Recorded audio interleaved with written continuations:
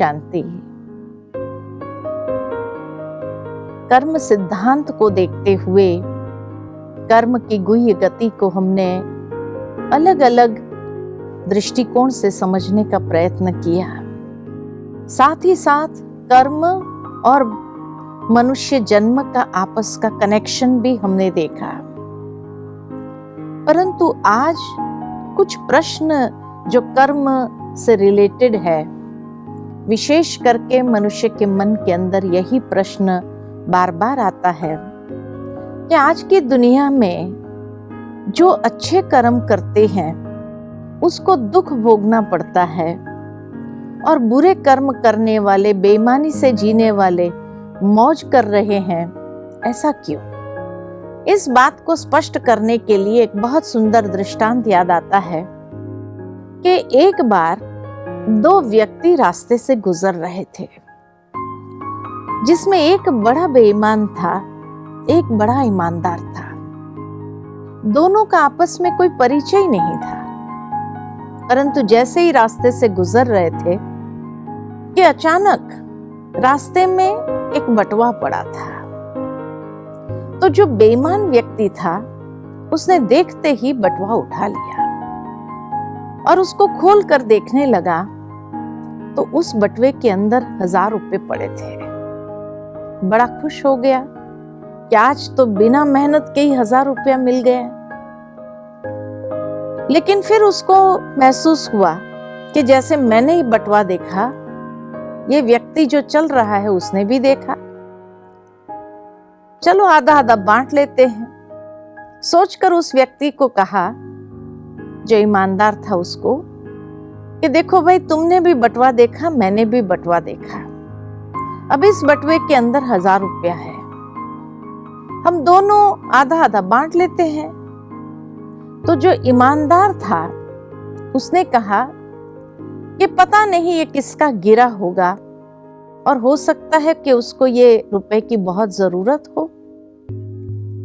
उसमें address card तो जरूर होगा, अगर उस व्यक्ति को देख के आएंगे तो कितनी दुआएं देगा। बेईमान ने कहा, देख भाई, अगर उसके नसीब का होता था तो गिरता ही नहीं था, और गिरने के बाद यहां से कोई गुजरा नहीं है, हम ही पहले नंबर है। माना ये हमारे नसीब का है, ये बात को मानते हुए उसको स्वीकार कर लेना चाहिए। दूसरी बात, इसमें एड्रेस कार्ड है ही नहीं, इसलिए कहा कि हो सकता है उसके नसीब का ही नहीं है ये पैसा। ईमानदार ने कहा कि भाई, मुझे तो ये पैसा नहीं चाहिए। बेईमान बड़ा खुश हो गया, कोई बात नहीं, मैं तो पूरा रखने के लिए तैयार हूं। दोनों जैसे जैसे आगे बढ़ने लगे, कुछ देर चले होंगे कि जो ईमानदार था उसको बहुत जोर से कांटा चुभा, इतना जोर से कांटा चुभा कि नीचे से खून भी निकलने लगा, और कांटा निकालने के बाद भी बहुत दर्द हो रहा था, चला नहीं जा रहा था। तब बेईमान ने उसको कहा कि देख, बड़ी ईमानदारी दिखा रहा था ना, तभी ये कांटे लगते हैं। बेईमानी से जीवन जियो तो मौज करोगे। उसी वक्त ऊपर से कुछ देवताएं भ्रमण करते हुए, शाम का समय था, गुजर रहे थे। जब ये दृश्य देखा और ये बातचीत सुनी, देवताओं को बड़ा आश्चर्य लगा। बेईमान को पर्स मिलता है और ईमानदार को कांटा लगता है, जबकि उल्टा होना चाहिए कि बेईमान को कांटा लगना चाहिए, ईमानदार को पर्स मिलना चाहिए। सभी देवताओं ने सोचा भगवान के पास जाकर के ये बात सुनानी चाहिए। सभी मिल करके परमेश्वर के पास गए और ईश्वर को ये बात सुनाई कि हे प्रभु, त्राहिमाम। प्रभु ने कहा, क्या बात है? कहा, अभी पृथ्वी लोक का भ्रमण करते हुए हम आ रहे हैं, और वहां जो दृश्य देखा, जो बेईमान था उसको पर्स मिलता है, और जो ईमानदार था उसको कांटा चुभा। लगता है चित्रगुप्त हिसाब किताब रखने में कुछ गड़बड़ कर रहा है। उल्टा होना चाहिए, बेईमान को कांटा लगना चाहिए, ईमानदार को पर्स मिलना चाहिए। भगवान मुस्कुराते हुए कहने लगे, चित्रगुप्त कभी गलती तो कर नहीं सकता है, फिर भी आपकी जिज्ञासा को शांत करने के लिए मैं चित्रगुप्त को बुलाता हूं। चित्रगुप्त को बुलाया और चित्रगुप्त से कहा कि दोनों व्यक्ति नीचे जो चल रहे हैं, इन दोनों का हिसाब किताब लेकर के आओ। चित्रगुप्त दोनों का हिसाब किताब लेकर के आए। प्रभु ने जब देखा सारा हिसाब किताब तो मुस्कुराने लगे और देवताओं से कहने लगे, चित्रगुप्त कभी गड़बड़ नहीं कर सकता है, ये देख लो इन लोगों का हिसाब। तो देखा गया कि जो ईमानदार था वो पहले बड़ा बेईमान था और बेईमानी के कारण उसको बहुत कड़ी सजा प्राप्त होने वाली थी, बहुत दर्दनाक भोगनाएं मिलने वाली थी। लेकिन ईश्वर कभी भी सजा ऐसे ही नहीं दे देते हैं। ईश्वर ने कहा, मैं हमेशा सुधरने का अंतिम अवसर जरूर देता हूं। और इसलिए जब उसको अंतिम अवसर दिया तो उसने सचमुच उस अवसर को पकड़ लिया और वहां से अपने जीवन की जो दिशा थी वो बदली कर दी और ईमानदारी के पथ पर चलने लगा। बेईमानी का रास्ता बिल्कुल छोड़ दिया। और जो बेईमान था वो पहले बड़ा ईमानदार था और उस ईमानदारी के फल स्वरूप उसको बहुत कुछ प्राप्त होने वाला था। एक बहुत बड़ी लॉटरी लगने वाली थी और बहुत सुख संपत्ति से संपन्न स्थिति में जीने वाला था। लेकिन कहा जाता है कि भगवान के घर में देर है, अंधेर नहीं। अंतिम परीक्षा भगवान ने उसकी भी ली और जब अंतिम परीक्षा ली उसने अपना धैर्य खो दिया, ईमानदारी को छोड़ दिया, बेईमानी का रास्ता पकड़ लिया और बेईमानी के साथ जीने लगा। तो वो जो सारा प्रारब्ध था वो सारा क्षीण होते होते होते सिर्फ 1000 रुपया बचा था। ये 1000 रुपया उसकी बेईमानी का फल नहीं था, लेकिन उसकी ईमानदारी वाले जीवन के जो कर्म थे उतना ही शेष बचा था। अभी बेईमानी का हिसाब तो बाकी है। और जिस व्यक्ति को कांटा चुभा, जिसको बहुत बड़ी सजा प्राप्त होने वाली थी, दर्दनाक भोगनाओं से गुजरना था, लेकिन क्योंकि उसने ईमानदारी का जीवन जीना आरंभ कर दिया तो वो सारी भोगनाएं क्षीण होते होते होते सिर्फ एक कांटे जितना ही बचा हुआ था। ये जो कांटा लगा ये ईमानदारी का फल नहीं था, उसकी बेईमानी का हिसाब इतना ही बचा हुआ था। इसलिए कहा जाता है कि अभी जो ईमानदारी से जीवन जिया उसका फल तो अभी और मिलने वाला है। कहने का भावार्थ यही है कि कभी कभी जो मनुष्य अपनी आंखों से देखता है वो सही नहीं होता है, क्योंकि कर्मों के हिसाब को हम समझ नहीं पाते हैं। इसलिए ये नहीं कह सकते हैं कि बेईमानी से जीवन जीने वाला मौज कर रहा है, क्योंकि हो सकता है उसके पूर्व कर्म अभी तक उसका फल चल रहा है, इसीलिए वो मौज करता हुआ महसूस होता है। लेकिन जब भोगना का समय आरंभ होगा तो उसको कोई भी नहीं बचा सकता है। तो इसीलिए चित्रगुप्त बहुत एक्यूरेट हिसाब किताब मेंटेन करता है। लेकिन तब मनुष्य के कई बार प्रश्न उत्पन्न होते हैं जो हमें भी कई बार पूछते हैं कि इतने करोड़ों मनुष्य हैं संसार के अंदर, चित्रगुप्त हर एक का हिसाब इतना एक्यूरेट कैसे मेंटेन करता होगा? बहुत सहज है। कई बार कई लोग ये भी पूछ लेते, एक नाम के 2 व्यक्ति हो, फिर कहीं कोई गड़बड़ नहीं हो जाती, इसका अकाउंट इसमें, इसका अकाउंट इसमें? ये गड़बड़ मनुष्य से होती है, चित्रगुप्त से नहीं। क्यों? चित्रगुप्त में ही उसके नाम में ही वो विधि है कि किस विधि से वो कर्मों का हिसाब किताब मेंटेन करता है। चित्रगुप्त यानी जब मनुष्य का जन्म होता है उस वक्त चित्रगुप्त गुप्त रीति से चित्र खींचने वाला एक कैमरा उसके अंदर फिट कर देता है और वो कैमरा स्टिंग ऑपरेशन करता जाता है। मनुष्य के हर कर्म का, हर सोच का, हर भावनाओं का कैमरा उसका चित्र खींचता जाता है।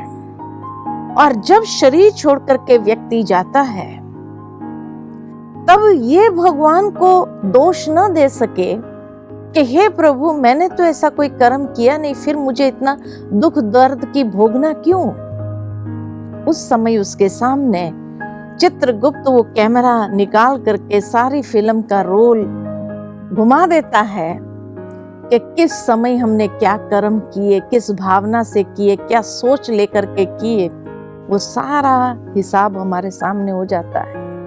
ताकि हम ये भी नहीं कह सकते हैं कि नहीं, ये कर्म तो मैंने नहीं किया था, क्योंकि नहीं तो अक्सर मनुष्य भूल जाता है करने के बाद भी, और इसीलिए उस समय भगवान को कह देता है ये कर्म तो मैंने किया ही नहीं।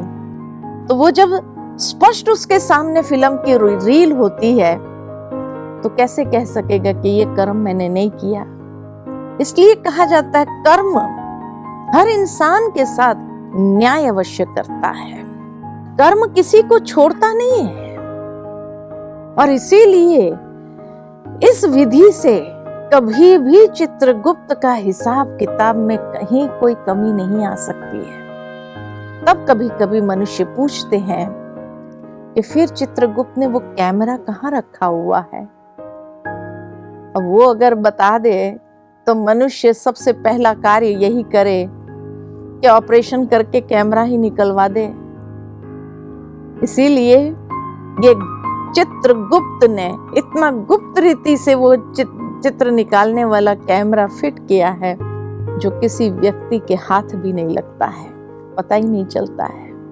मनुष्य के मन में दूसरा प्रश्न ये उत्पन्न होता है कि फिर कर्म बड़ा या भाग्य, या दूसरे शब्द में कहे तो पुरुषार्थ बड़ा या प्रारब्ध। पुरुषार्थ क्यों करे? अगर प्रारब्ध के हिसाब से ही मनुष्य का जीवन चलने वाला हो तो पुरुषार्थ क्यों करे? पुरुषार्थ करना बहुत जरूरी है। क्यों? कि जिस तरह एक मनुष्य अगर घोड़ा और गाड़ी लेकर चलता हो तो गाड़ा हमेशा पीछे होना चाहिए, घोड़ा आगे होना चाहिए। अगर घोड़े को पीछे बांध दे तो घोड़ा गाड़े को धक्का नहीं लगा सकता है। ठीक इसी तरह पुरुषार्थ ये घोड़ा है जो हमेशा आगे रहता है, और प्रारब्ध ये गाड़ा है जो पीछे पीछे चलता है। अगर मनुष्य ने प्रारब्ध के साथ जीना मंजूर कर लिया और पुरुषार्थ करना छोड़ दिया तो उसके बाद उसकी गाड़ी आगे बढ़ेगी नहीं। लेकिन तब ये प्रश्न आता है कि फिर पुरुषार्थ बड़ा या प्रारब्ध, कर्म बड़ा या भाग्य। बहुत सुंदर इस बात पर भी ये दृष्टांत याद आता है कि एक बार एक राजा एक जंगल से गुजर रहे थे कि अचानक उन्होंने कुछ आवाजें सुनी। आपस में बातचीत करते हुए तीनों अपने आप को ये सिद्ध करने का प्रयत्न कर रहे थे कि मैं बड़ा, मैं बड़ा, मैं बड़ा। राजा ने सोचा ऐसा कौन है जो अपने आप को बड़ा कह रहा है? इस नगर का राजा तो मैं ही हूं, मैं ही बड़ा हूं।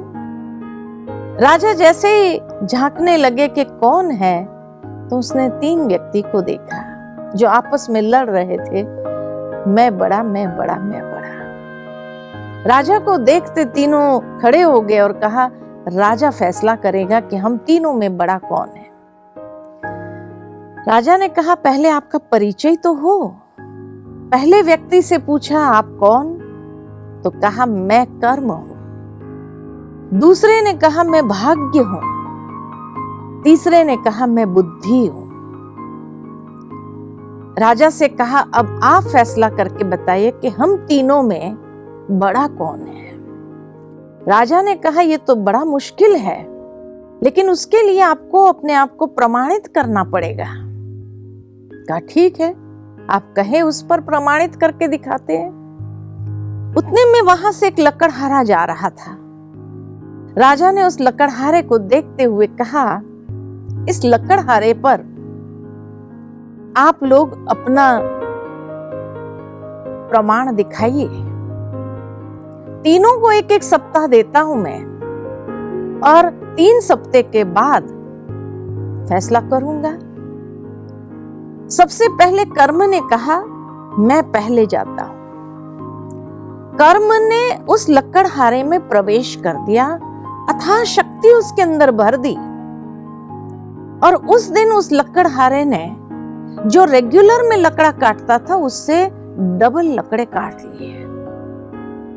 कर्म तो हो गया, लेकिन भाग्य साथ नहीं है और बुद्धि भी नहीं है। अब ये सारे लकड़े को उठा करके ले जाना बाजार में बेचने के लिए, तो लकड़हारा ने सोचा, अभी क्या करूं, लकड़ा तो डबल कट गया, अब कैसे उसको ले जाऊं। तो लकड़हारा ने सोचा कि आधा ले जाता हूं, आधा रख देता हूं, छुपा देता हूं, जैसे ही ये बेच दूंगा फिर आकर के ये बाकी का आधा ले जाऊंगा। तो उसने झाड़ियों में छुपा दिया आधा लकड़ा उठाकर ले गया, बाजार में बेच दिया। लेकिन जैसे ही बाजार से वापस आया वो बाकी का आधा लकड़ा लेने के लिए, तो देखा वो सारा चोरी हो गया था। जैसे कहा, भाग्य साथ नहीं था, बुद्धि भी नहीं थी। तो कर्म किया लेकिन प्राप्ति नहीं हुई। रोज डबल लकड़ा काटता था, आधा अलग अलग जगह छुपा के जाता था, रोज उसका लकड़ा चोरी हो जाता था। सप्ताह के बाद उसकी स्थिति वैसी की वैसी रही। अब कर्म का समय पूरा हो गया। अब दूसरे सप्ताह भाग्य ने प्रवेश किया। जैसे ही भाग्य ने प्रवेश किया, बैठे बैठे उसको लॉटरी लग गई, लाखों रुपया मिल गया। अब कर्म साथ नहीं है, बुद्धि भी नहीं है। तो व्यक्ति ने सोचा, अब मैं कर्म क्यों करूं, इतना लाखों रुपया मुझे मिल गया है, 1 लाख की लॉटरी लग गई है, अब मैं कर्म क्यों करूं। लेकिन उस पैसे को यूज करने की बुद्धि भी तो चाहिए थी, बुद्धि भी नहीं थी।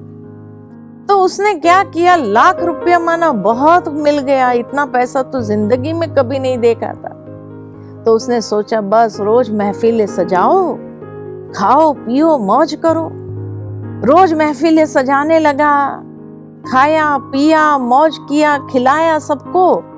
हफ्ते के अंदर ही वो लाख रुपया समाप्त हो गए। सप्ताह के बाद उसकी स्थिति वैसी की वैसी हो गई। अब तीसरा सप्ताह था, बुद्धि ने प्रवेश किया। भाग्य साथ नहीं है, कर्म भी नहीं है, लेकिन बुद्धि थी। तो लकड़हारे ने बुद्धि से काम लेना शुरू किया। लकड़हारे ने कुल्हाड़ी की धार तेज की, इतनी तेज की लकड़ा काटा, जैसे ही धार कम हुई फिर तेज कर लेता था, फिर लकड़ा। तो रोज के हिसाब से थोड़ा ज्यादा हुआ, लकड़ा थोड़ा ज्यादा कटा। अब उसने सोचा, रख के तो जाना नहीं है और बुद्धि है उसके पास। तो उसने क्या किया कि जंगल से बेल को तोड़ा, उन्हीं लकड़ों से को उस बेल से बांध करके गाड़ा जैसे बनाया, आगे खींचने वाला बनाया। सारे लकड़े उस गाड़े के अंदर रख दिया और खींच करके सारा लकड़ा लेके गया बाजार में, बेचा। नेचुरल है, थोड़े पैसे ज्यादा मिले, क्योंकि लकड़े ज्यादा थे तो थोड़े पैसे ज्यादा मिले। थोड़े पैसे ज्यादा मिले तो उसने क्या किया, दूसरी कुल्हाड़ी खरीद ली। अब 2 कुल्हाड़ी हो गई, दोनों की धार तेज करके रखी। दूसरे दिन जब लकड़ा काटने गया, एक की धार कम हुई कि दूसरे से शुरू हो गया। दूसरे दिन थोड़े लकड़े और ज्यादा कटे, और जब लकड़े ज्यादा कटे फिर उसने बेल तोड़ करके लकड़े को आपस में बांध करके गाड़ा जैसे बनाया, आगे खींचने वाला बनाया, उसमें डाले सारे लकड़े, लेकर गया बाजार में, बेचा, फिर थोड़ा पैसा ज्यादा मिला। इस तरह से रोज करते करते सप्ताह के बाद उसकी स्थिति देखी गई कि सप्ताह के बाद उसकी जो फाइनेंशियल स्थिति थी धीरे धीरे अच्छी होने लगी। कहने का भावार्थ ये है, जब मनुष्य के पास बुद्धि होती है तो धीरे धीरे कर्म भी उसको फॉलो करने लगते हैं और फिर भाग्य भी उसको साथ देने लगता है। तो कर्म बड़ा या भाग्य बड़ा, लेकिन अगर बुद्धि नहीं है तो न कर्म कुछ कर सकता है। इसलिए आज दुनिया में देखते कई लोग बहुत मेहनत करते हैं लेकिन प्राप्ति फिर भी नहीं है, और कई लोगों के पास बहुत भाग्य होता है लेकिन उस भाग्य का सदुपयोग करना नहीं आता है, तो सब कुछ देवालय में खत्म कर देता है, क्योंकि सबसे बड़ी है बुद्धि। साथ ही साथ एक प्रश्न और मन के अंदर आता है कई बार मनुष्य को कि इसमें भगवान का रोल क्या है, और अगर भगवान कुछ करते ही नहीं है तो फिर उसको याद क्यों करें। भगवान का रोल, भगवान हमारे कर्मों में इंटरफियर नहीं कर सकते हैं, वो तो जैसा मनुष्य करेगा वैसा पाएगा। लेकिन भगवान को याद करने का कारण क्या है, क्यों भगवान को याद करना चाहिए? भगवान को इसलिए याद करना चाहिए क्योंकि भगवान से जो शक्ति प्राप्त होती है, उस शक्ति से उस बड़ी से बड़ी परीक्षा को पार करने की हिम्मत आ जाती है। नहीं तो अगर व्यक्ति के पास ईश्वर की शक्ति न हो, ईश्वर की वो याद की ऊर्जा न हो, तो बहुत सहज टूट सकता है, क्योंकि अपने दम पर व्यक्ति कितना चल सकता है। इसीलिए ईश्वर को जब याद करते हैं, उससे जब शक्ति प्राप्त होती है तो अंदर हमारे अंदर हिम्मत भी आती है। इतना ही नहीं, लेकिन सहन करने की शक्ति आती है, उस परीक्षा को पार करने की योग्यता आ जाती है। तो इसीलिए भगवान को याद करना बहुत आवश्यक है आज के युग में, क्योंकि याद करने से ही व्यक्ति टूटता नहीं है, हिम्मत का कदम लेकर के आगे बढ़ता जाता है और ईश्वर की मदद भी उसको मिलने लगती है। तो इसीलिए आज के युग में ईश्वर को याद करना बहुत आवश्यक है। इन्हीं शब्दों के साथ ये कर्म की गुह्य गति का सत्र समाप्त होता है। ओम शांति।